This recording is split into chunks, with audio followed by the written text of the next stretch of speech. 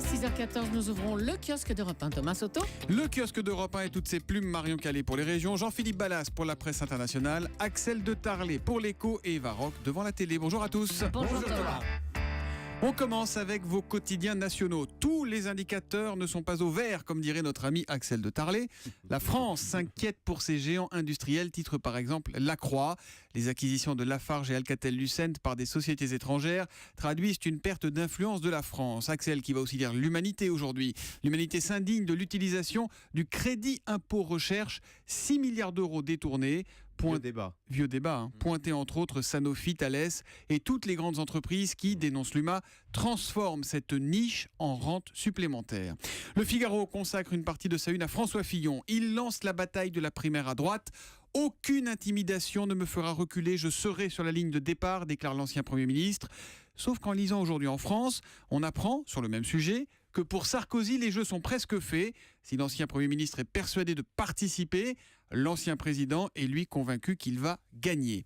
Tolérance zéro face au racisme, c'est la une de Direct Matin, alors que Manuel Valls doit présenter tout à l'heure un plan de lutte. Et dans son portrait du jour, Libération, justement fait le portrait du monsieur antiracisme du gouvernement. Il s'appelle Gilles Clavreul, il a 41 ans, petit-fils d'immigrés grecs. Ses grands-parents ont fait bonne fortune en important à Paris le concept du donneur kebab.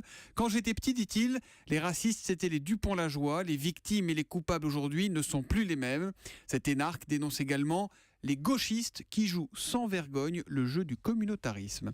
À la une des régions, Marion Calais, quelles sont les unes les plus marquantes dans la presse quotidienne régionale ce matin? Nord Littoral met à la une la marche blanche d'hier. À Calais, la ville pleure, Chloé, titre le journal de la Côte d'Opale. La montagne, de son côté, a le sourire avec du mieux attendu pour les embauches. 31 500 projets de recrutement en région Auvergne. Chiffre d'une enquête de Pôle emploi qui pointe tout de même les difficultés de recrutement dans certains secteurs comme l'aide à domicile ou la mécanique. Et puis une traversée de l'Atlantique en perspective à la une du Courrier de l'Ouest. L'Hermione va mettre les voiles en fanfare. La réplique de la frégate de Lafayette lève l'ancre demain. Et soyez avec nous à 7h45 pour l'interview vérité parce qu'on va vous embarquer carrément à bord de cette Hermione. Je ne vous en dis pas plus. Rendez-vous tout à l'heure. L'histoire du jour se lit dans le Progrès de Fécamp. C'est celle d'une jeune rouennaise qui a des étoiles dans les yeux. Les étoiles d'Hollywood, Marion. Oui, de l'auto-édition à la super production, le destin étoilé d'Agnès Martin-Lugan, cette ancienne psychologue clinicienne dont le manuscrit avait été rejeté au départ par de nombreuses maisons d'édition. Son livre, Les gens heureux lisent et boivent du café, elle l'avait vendu toute seule sur Internet à 89 centimes. Le succès a fini par convaincre la maison Michel Lafon et apparemment il a aussi fait craquer les Américains puisque la Weinstein Company vient d'en acheter les droits d'adaptation. Pour rappel, les frères Weinstein, c'est du lourd. Les artistes aux Oscars, oui. Exactement, Jean-Philippe s'en souvient très bien. C'est aussi Pulp Fiction. Autant dire que c'est pas n'importe qui. L'auteur d'ailleurs n'en revient toujours pas. Ils vont pouvoir faire un deuxième film sur son histoire en fait. Pardon ? Un sur le livre et un sur son histoire, son parcours à elle. Oui, ça pourrait valoir le coup. Elle n'en revient toujours pas. Ils savent qu'ils pourront faire appel à moi. En revanche, pas question de s'impliquer sur le scénario. Mon métier, c'est d'écrire des romans, dit-elle. Pas question non plus de supputer sur d'éventuels acteurs. Je préfère avoir la surprise. Et comme un bonheur n'arrive jamais seul, eh bien, Agnès Martin-Lugan dévoile aussi jeudi prochain la suite intitulée La vie est facile, ne t'inquiète pas. En tout cas, son premier livre, Les gens heureux lisent et boivent du café, ça fait titre de cinéma. Ça colle bien. On le voit d'ici avec Fabrice Lucchini, Harrison Ford. Voilà.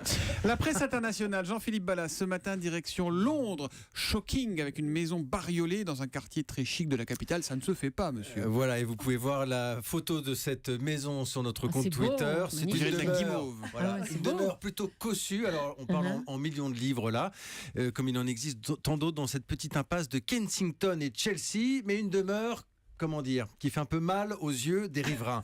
Sa propriétaire, qui vit en Suisse, a décidé de faire repeindre donc la façade avec de grosses rayures blanches et rouges, bien verticales, du genre qui se voit de loin, mais alors de très loin.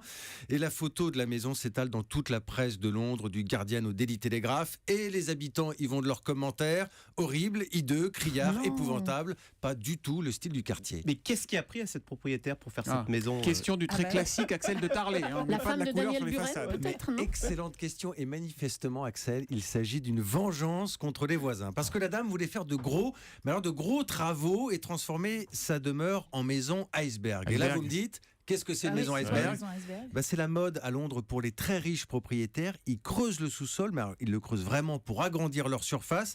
Ils multiplient par 2 ou par 3 la surface de la maison, avec dans le sous-sol une piscine, une salle de gym, une salle de cinéma, un garage, un ascenseur pour faire monter les voitures. Bref, du très gros œuvre et souvent un vacarme infernal pendant des mois pour tous les riverains. Donc du coup, les riverains en question ont mis leur veto aux travaux de la voisine. D'ailleurs, la ville de Londres se mobilise un peu contre cette mode des maisons iceberg.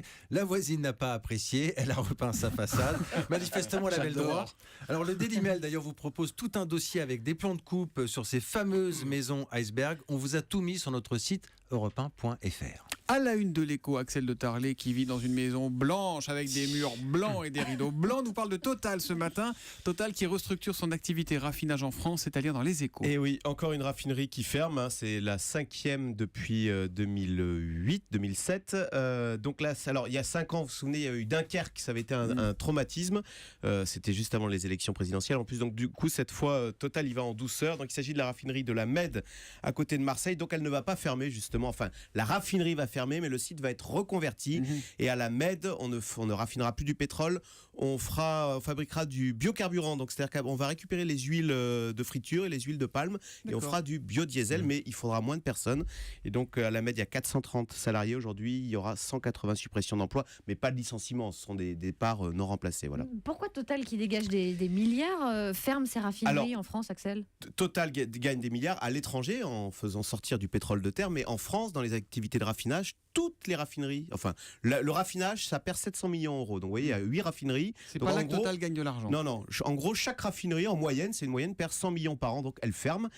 Et d'ailleurs, elles vont de plus en plus fermer. Il y en a 79 encore en Europe. On dit que 20 à 30 vont fermer. Pourquoi est-ce qu'elles ferment? Il y a 2 raisons.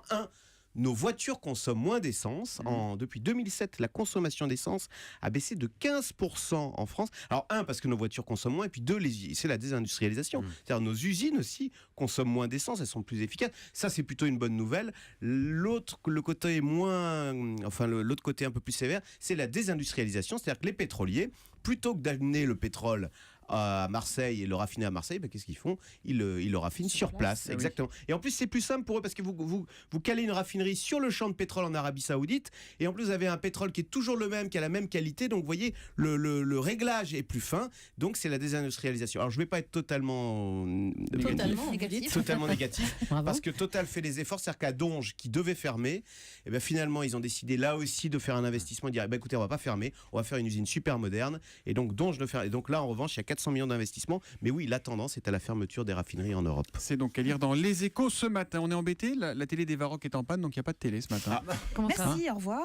Eva, alors Astérix et Obélix, Mission Cléopâtre, c'est sur TF1 et dimanche à 20h55, votre télé sera réparée. Ouais, exactement. Vous prenez une BD du Derzo et Goscinny, Les Irréductibles Gaulois, une reine égyptienne sublimissime. Vous ajoutez surtout beaucoup d'Alain Chabat et vous êtes paré pour votre dimanche soir en toute tranquillité devant la télé. Alors l'histoire, elle est simple. Cléopâtre veut faire construire le plus beau des palais à César et fait appel à un architecte pas franchement doué. Il s'appelle Numéro Bis. Construis ce palais. Tu as 3 mois. 3 mois, mais oui, 3 mois. Avec combien de temps de retard? Parce que 3 mois, en 3 mois maximum, on peut avoir les plans, ça c'est bon, j'en fais mon affaire. Les fondations, il faut compter 2-3 mois. 3 x 4, 9. 3 mois, ça ne semble pas très faisable, madame.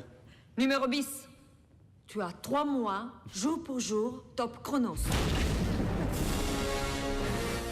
Vous avez entendu et reconnu évidemment la voix de Monica Bellucci dans le rôle de la reine et puis la star du film, c'est Jamel Debbouze. Le film est construit en fait comme une succession de scènes totalement hilarantes, notamment avec Édouard Baird en notice. La potion magique, ça n'existe pas. C'est dans les papyrus dessinés pour les enfants, on est dans le monde réel là. On voit tous les ouvriers que tu pourras trouver. Fais creuser les fondations là-bas. Là, à côté du palmier, on va faire une grande dalle avec plein de statues, qu'on appellera la grande dalle avec plein de statues. Et là-bas, les jardins, avec des oliviers, des orangeades, des seuls pleureurs, des seules meunières. Ça va être bien. Voilà. Des orangeades et des sols meunières. Alors c'était en 2002 et c'était quand même la super production française. C'est le meilleur. Voilà, c'est le meilleur. 50 millions d'euros à l'époque avec une super distribution. Même Christian Clavier et Gérard Depardieu en Astérix et Obélix sont excellents. Alors évidemment, l'humour du film, ça rappelle Les Nuls, version La Cité de la Peur. C'est du grand Chabat. Exactement. Chabat a réussi en fait à dépoussiérer la bande dessinée tout en restant fidèle quand même à l'esprit du Derzo et de Goscinny. Alors parmi les moments d'anthologie, je ne pouvais pas passer à côté de ça. Impossible de ne pas revoir les Égyptiens dopés à la potion magique qui se mettent à danser sur cette air. I'm under my good now. So good, so good. I got you. Il danse bien, il parle bien anglais, Jamel, et il sait que 4 x 3 ça fait 16 évidemment. Ah bon? Mais non. Astérix et Obélix, Mission Cléopâtre, dimanche à 20h55 sur TF1, l'assurance. Ah, qu'est-ce qu'il y a, Jamel? On se calme. Jamel, rideau sur le kiosque? Oh,